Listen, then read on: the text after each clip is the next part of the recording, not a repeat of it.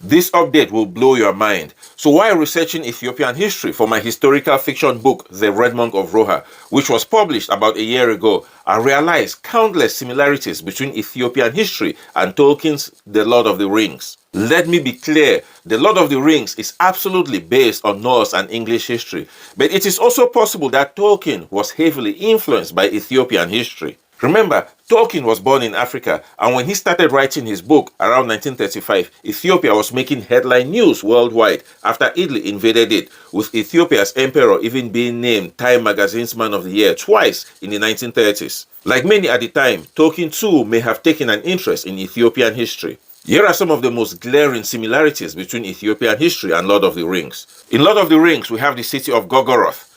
In Ethiopia, we have the city of Gorgora. Lord of the Rings, Harad. Ethiopia, Harar. Lord of the Rings, Barajil. Ethiopia, Bahida. Lord of the Rings, Rohan. Ethiopia, Roha. And Roha, which is now known as Lalibela, has always been known for its rich horse riding culture, even today, much like the riders of Rohan in Lord of the Rings. Lord of the Rings, Gondor. Ethiopia, Gondar. And here is where it gets really interesting.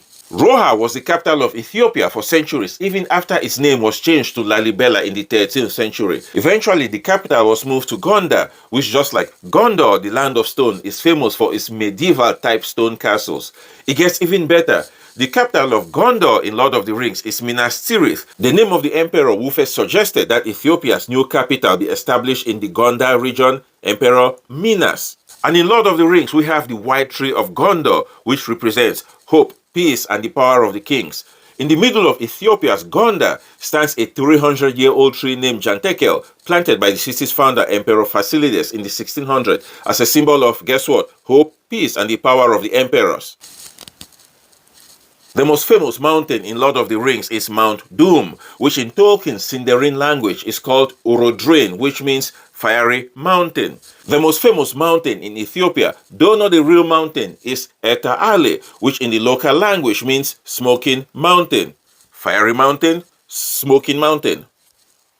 But there is more. Mount Doom is known for having a massive lava lake in which Frodo Baggins destroyed the Ring of Power. And guess what?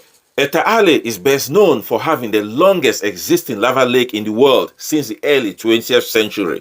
Also, the number 9 is significant to both Lord of the Rings and Ethiopia. In Lord of the Rings, Sauron gave 9 rings to 9 riders and taxed them to spread his influence throughout the realm. In Ethiopia, whose history is heavily influenced by its version of Christianity, there is a group of clergy also referred to as the 9, whom the king taxed with spreading Christianity and his influence throughout the realm in the 5th century.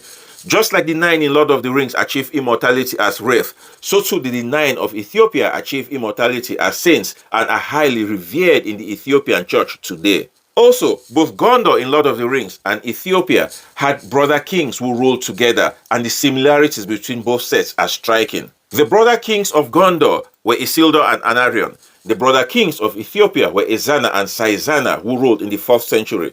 Isildur built a city called Minas Ithil, which means the Tower of the Rising Moon.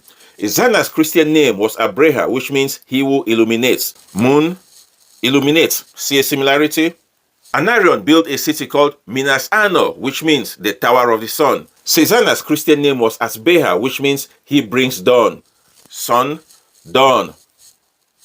Also in Gondor, after Isildur and his line of kings died out, the rule of Gondor was passed on to stewards who ruled Gondor, but were never accepted as kings. But eventually the wise wizard Gandalf mentored and guided Aragorn from exile to restore Isildur's line of kings by reclaiming the throne of Gondor. Similarly, in Ethiopia, after the Zagwe clan overthrew King Menelik I's line of kings in the 10th century and established their own dynasty, the Zagwe dynasty, they too were regarded as stewards and never accepted as kings. But in 1270, just like the wizard Gandalf did with Aragorn in Lord of the Rings, in Ethiopia, the priest Takla Hymenot also guided Lekuno Amlak from exile to restore Menelik's line of kings by reclaiming the throne in Ethiopia. That line of kings, which eventually moved the Ethiopian capital to Gondar, ruled Ethiopia for 700 more years until its overthrow in 1974 in a communist revolution. You may learn more about Ethiopia's rich medieval history from my historical fiction novel, The Red Monk of Roha, which is set in the 13th century Ethiopian capital city of Roha, and it is inspired by actual events.